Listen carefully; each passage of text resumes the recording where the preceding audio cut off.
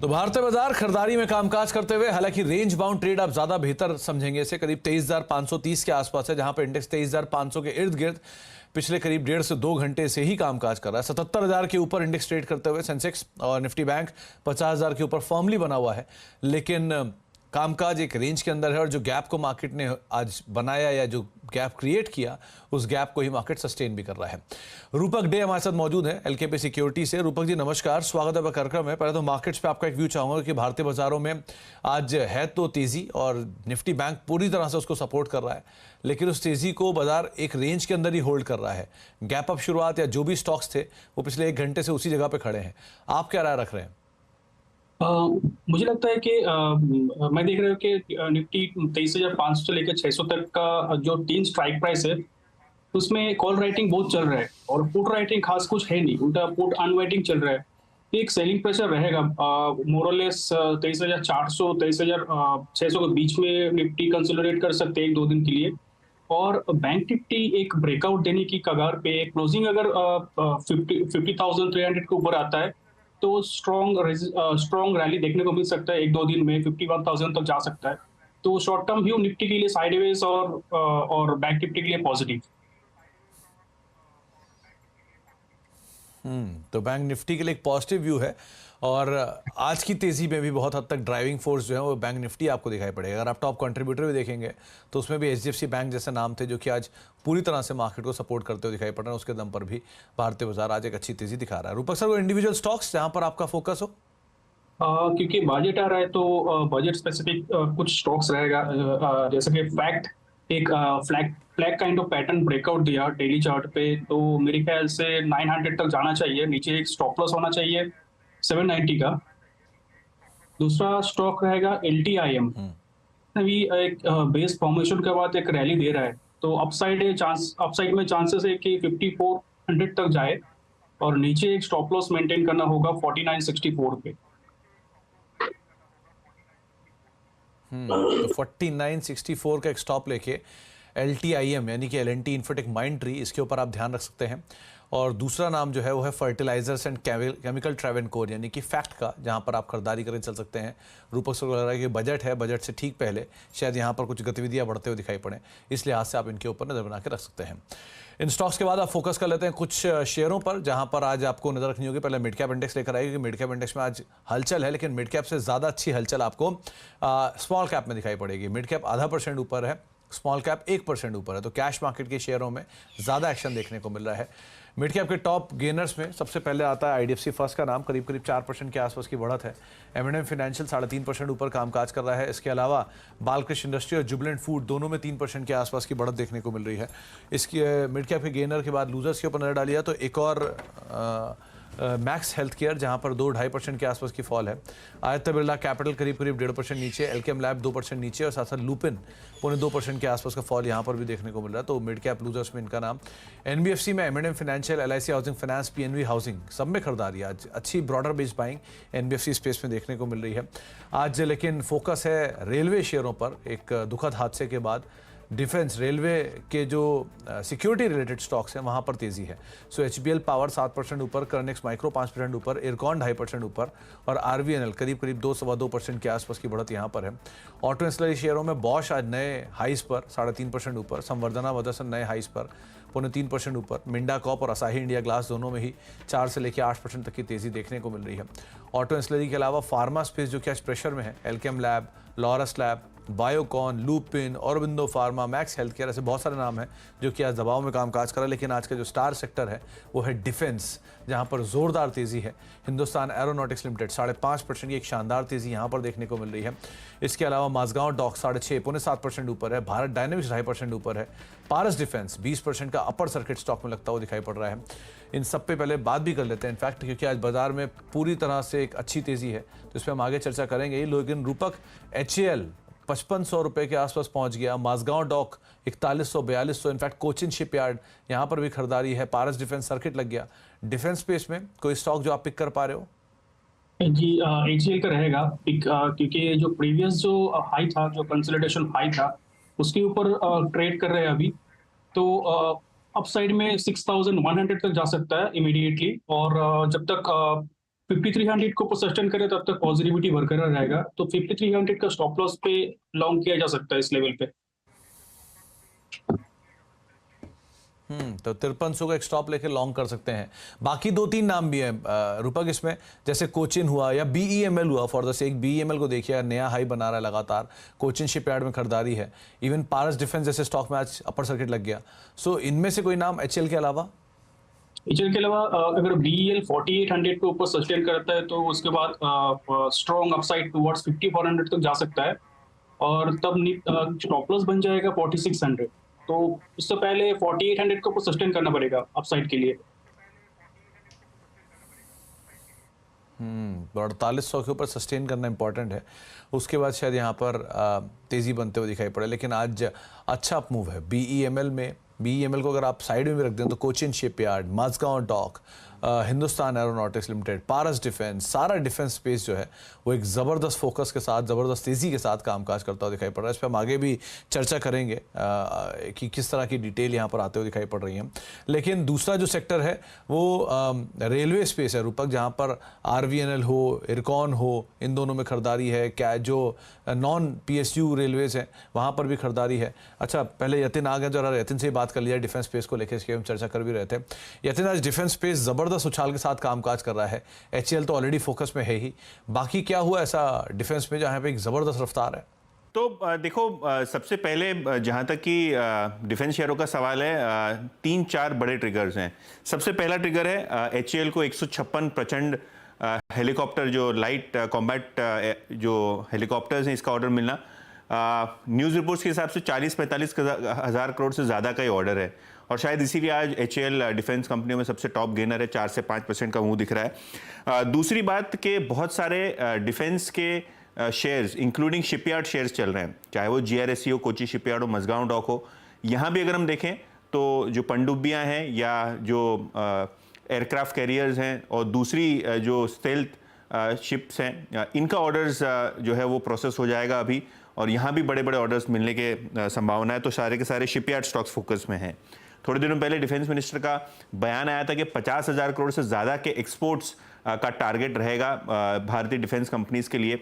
अभी 15-20 हज़ार करोड़ का एक्सपोर्ट करते हैं, तो दुगने से ज़्यादा के एक्सपोर्ट टारगेट्स जो है डिफेंस मिनिस्टर ने रखे हैं। दूसरा, अगर हम बात करें तो यूएस के नेशनल सिक्योरिटी एडवाइजर्स हिंदुस्तान में हैं अभी। करंटली वो बायलैटरल मीटिंग करेंगे अगले 2 दिन, जो है वो ये नेशनल सिक्योरिटी काउंसिल की मीटिंग रहेगी। तो कहीं ना कहीं बहुत सारे डिफेंस कोऑपरेशंस की उम्मीद है कि यहाँ होता हुआ दिखाई पड़े। शायद इसीलिए भी डिफेंस स्टॉक्स आज मोमेंटम में है। और कहीं ना कहीं फ्लो पॉइंट से देखें तो म्यूचुअल फंड इंडस्ट्री में मोतीलाल ओसवाल ने निफ्टी इंडेक्स जो है डिफेंस का, इसका एनएफओ लॉन्च किया है जो 24 जून को ख़त्म होगा। तो वहाँ भी एयूएम अगर अच्छा आ गया तो जैसे कि हमने प्रदर्शन देखा है, काफ़ी शानदार रहा है एचडीएफसी डिफेंस फंड का। तो मोतीलाल ओसवाल भी इन पैसिव फंड निकाले हैं, जिसके कारण फर्दर इन्फ्लोज आपको डिफेंस सेक्टर के स्टॉक्स में आता हुआ नजर पड़ सकता है। तो ये वो सारे ट्रिगर्स हैं जिसकी वजह से आप देखेंगे BL, Hindustan aeronautics, BDL, Mazagon dock, सारे के सारे स्टॉक्स 4 से 5% के आसपास तेज नजर आ रहे हैं। तो पूरा डिफेंस स्पेस में आज ज़बरदस्त एक्शन है, जिसमें आप देख भी रहे हैं। यतिन आपको मल्टीपल ट्रिगर बता रहे हैं, 50,000 करोड़ के एक्सपेंशन, नए ऑर्डर्स, एक्सपेंशन एक्सपोर्ट फ्रंट पर, ऐसे बहुत सारी चीज़ें जो कि कामकाज करें इस पूरे सेक्टर के लिए, इसलिए बढ़िया तेजियाँ देखने को मिल रही है। बहुत बहुत शुक्रिया यतिन, ये तमाम नाम हमारे सामने शेयर करने के लिए, एक अच्छी तेज़ी पर बातचीत करने के लिए। अच्छा, डिफेंस के अलावा दूसरा सेक्टर आज तेज़ी में, उसमें एनबीएफसी स्पेस है। जरा Rupak sir, Canfin home, PNB housing, एम&एम फाइनेंशियल, सब में अच्छा तेजी आज यहाँ पर, इसमें से कोई नाम? एम&एम फाइनेंस रहेगा एक नाम, क्योंकि ये प्रीवियस स्विंग हाई के ऊपर ब्रेकआउट दिया और सेंटिमेंट बहुत ही पॉजिटिव लग रहा है। तो अपसाइड में जा सकता है, 330 तक जा सकता है एम&एम फाइनेंस, और नीचे एक स्टॉप लॉस रहेगा 300 का। तो 300 का एक स्टॉप लॉस लगाकर आप एम&एम फाइनेंस के ऊपर नज़र बना कर रख सकते हैं। एम&एम ग्रुप की एक कॉल भी हुई थी, उस कॉल के बाद तमाम ग्रुप की कंपनियों में एक अच्छा मूव देखने को मिला, चाहे एम&एम हो, एम&एम फाइनेंस हो, टेक महिंद्रा हो, सब में एक अच्छा मूव यहाँ पर देखने को मिल रहा है। देश में अब कुछ और इंपॉर्टेंट अपडेट, जहाँ पर मानसून, देश में भले मानसून 2 दिन पहले दस्तक दे चुका है, लेकिन अब भी लगता है कि उसकी रफ्तार थोड़ी थोड़ी घट रही है। 1 से 17 जून के बीच में पूरे देश में सामान्य से 20% कम मानसून की बारिश हुई है। इस पर और बातचीत कर लेते हैं। हमारे साथ मनीषा जी मौजूद भी हैं। तो मनीषा मैम, मॉनसून की रफ्तार, शुरुआती रफ्तार तो बढ़िया लग रही थी, लेकिन स्लोली एंड स्टेडली जो उसका एक्सपेंशन है वो स्लो हो रहा है, और नॉर्थ इंडिया तो स्पेशली बहुत ज़्यादा हीट में है, तो उसको तो और ज़्यादा बारिश की उम्मीदें लग रही हैं जल्दी से जल्दी आए। क्या डिटेल आपके पास? मॉनसून को लेके जो नंबर्स हैं वो बहुत बेहतरीन नहीं हैं, और जून के महीने में 17 जून तक 20% बिलो नॉर्मल अब तक यहाँ पर बारिश हुई है। चिंताएं यहाँ पर अक्रॉस कंट्री हैं। अगर आईएमडी की तरफ से आप देखें जो नंबर्स आए हैं उसके लिहाज से नॉर्थ वेस्ट में 68% कम बारिश है। जहाँ तक नॉर्थ ईस्ट की बात है यहाँ पर भी 20% बिलो नॉर्मल है। सेंट्रल इंडिया में भी यहाँ पर 29% बिलो नॉर्मल है। पूरे भारत में सिर्फ एक इलाका है, वो है सदर्न इंडिया, जहाँ पर हमने +17% का यहाँ पर नंबर आते हुए देखा। और सदर्न इंडिया की अगर बात करें तो यहां पर तमिलनाडु, आंध्र प्रदेश, तेलंगाना, कर्नाटका की बारिश अच्छी हुई है। केरला में 40% की डेफिशिएंसी है। साथ ही अगर महाराष्ट्र की बात करें तो जो छुटपुट बारिश यहां पर होती रही है उसके लिहाज से नंबर 6% अबव नॉर्मल है। लेकिन अब अगर आप बाकी स्टेट्स में जाएं, जैसे कि Gujarat 70% below normal, Madhya Pradesh 55% below normal यहां पर बारिश हुई है, तो माना यह जा रहा है कि कुछ डिले यहां पर हम बुआई में काफी हद तक फसलों में आता हुआ देख सकते हैं। लेकिन एक बड़ा पॉजिटिव भी है, और ये कि जो एल नीना है वो अब यहां पर जा रहा है, और ला नीना हम यहां पर सेट इन होता हुआ देख रहे हैं जुलाई से लेकर सितंबर तक। इसका मतलब है कि जुलाई अगस्त की बारिश यहां पर बेहतर होने की उम्मीद है। तो जानकारों का मानना है कि जो जून का डेफिसिट है वो तो शायद पूरा नहीं हो पाएगा, लेकिन जुलाई और अगस्त की बारिश यहां पर अच्छी होगी, और मॉनसून थोड़ा देरी से विड्रॉ करेगा, यानी कि अक्टूबर फर्स्ट हाफ तक भी हम यहां पर बारिश होता हुआ देख पाएंगे। तो अगर जून पीछे छोड़ दें तो जुलाई, अगस्त, सितंबर और इवन अक्टूबर यहां पर बेहतर रहने की उम्मीद है। तो भले ही जून थोड़ा सा डेफिसिट में भले ही जाए, लेकिन जुलाई ऑनवर्ड्स जो बारिश की स्थिति है वो और बेटर होगी और रफ्तार और बढ़ते हुए दिखाई पड़ेगी। तो उम्मीद लगा सकते हैं अभी तो खाली, लेकिन सो फार नंबर वीक है। उम्मीद है कि अच्छे नंबर आगे आने हुए दिखाई पड़ेंगे। एक ब्रेक का वक्त है, ब्रेक के बाद लौटते हैं, और कई सारी इंपॉर्टेंट चीज़ें हैं, खास तौर से निवेश को लेकर, रोजगार को लेकर, उनके ऊपर सीआईआई प्रेसिडेंट ने क्या कहा, इन सब पे हम बातचीत करेंगे छोटे से ब्रेक के उस तरफ। अब देख रहे हैं मिड कैप मंत्रा, और मार्केट्स के अंदर यथास्थिति बरकरार है। करीब 23,534 के जोन्स में निफ्टी कामकाज कर रहा है, और 50,340 के जोन्स में निफ्टी बैंक सो फार ट्रेड करता है, यानी कि जहां पे स्थिति थी शुरुआत में वहीं पर अभी भी बाजार कामकाज कर रहा है। लेकिन देश में निवेश बढ़ेगा तो रोजगार के नए मौके भी बनेंगे, ये कहना है सीआईआई के नए प्रेसिडेंट संजीव पुरी का। हमसे एक्सक्लूसिव बातचीत में संजीव पुरी ने कहा कि रोजगार बढ़ाने में इंडस्ट्री को अहम भूमिका निभानी होगी। आने वाले दिनों में सरकारी और प्राइवेट केपेक्स से नौकरियों में काफी मौके बनेंगे। उनसे एक्सक्लूसिव बातचीत की हमारे इकोनॉमिक पॉलिसी एडिटर लक्ष्मण राय ने, आपको सुनवाते हैं।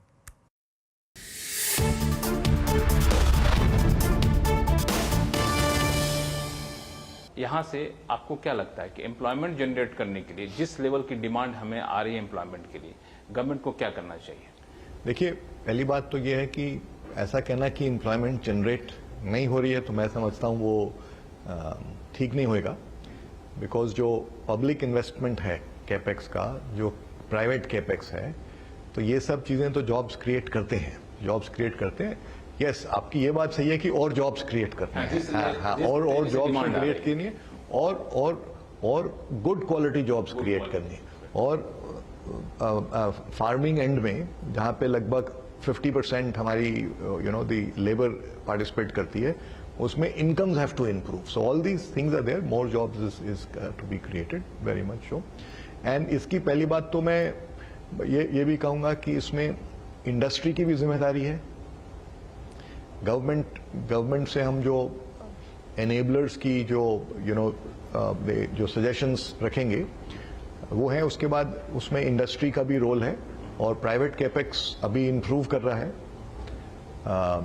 जो 22-23 का फिगर है, 23.8% of GDP gross fix capital formation private sector का, ये प्री कोविड पीरियड से ज्यादा है।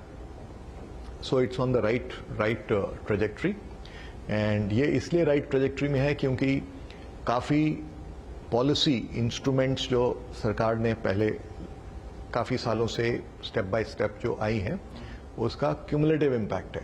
आप देखें, फाइनेंशियल सेक्टर का health, corporate balance sheets, income tax rationalisation, PLI scheme, ease of doing business, cost of doing business, so काफ़ी क्षेत्र में नए काम हुआ है, नई पॉलिसी नीतियां आई हैं जिससे वो पॉजिटिव एनवायरनमेंट क्रिएट किया है इन्वेस्टमेंट का. So investment is on the right trajectory and it should continue to improve. There are lot of opportunities also globally. The world is going through, अभी तो खैर स्ट्रेस में है, so demand level globally is an issue and in that context India को 8.2 करना जब पूरी दुनिया में GDP में स्ट्रेस है इज अ remarkable thing.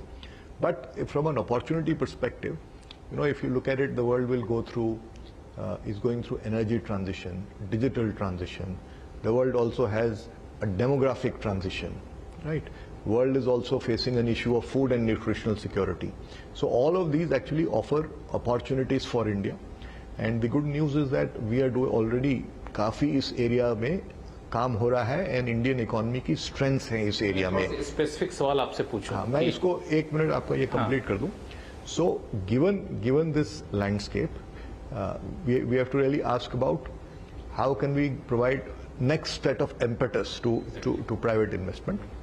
सो उसके लिए I think the reform process has to continue on one hand. तो जो अगले सेट ऑफ रिफॉर्म्स है जो सेंटर और स्टेट के दोनों को इन्वॉल्व करते हैं, लैंड, लेबर, एग्रीकल्चर, पावर.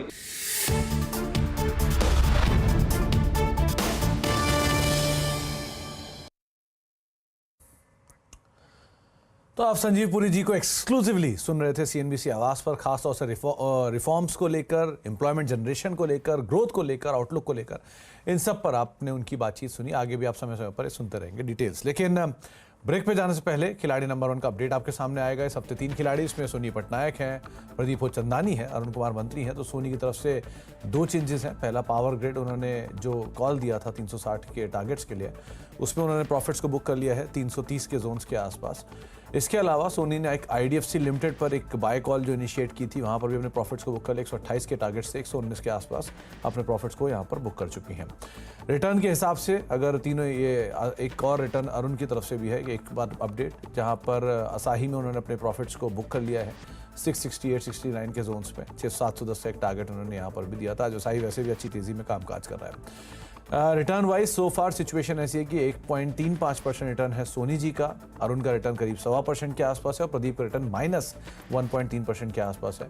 लेकिन आज पहला सत्र है, लेट्स सी कैसे कामकाज होता है. लेकिन सो फार सोनी जो है वो लीड करते हुए दिखाई पड़ रही है. एक ब्रेक का वक्त है और ब्रेक के उस पार आज हम बातचीत करने वाले हैं NLC इंडिया की मैनेजमेंट के साथ. हमारे साथ NLC इंडिया के CMD प्रसन्ना कुमार M हमारे साथ मौजूद होंगे. उनसे हम बातचीत करते हैं छोटे से ब्रेक के उस पार.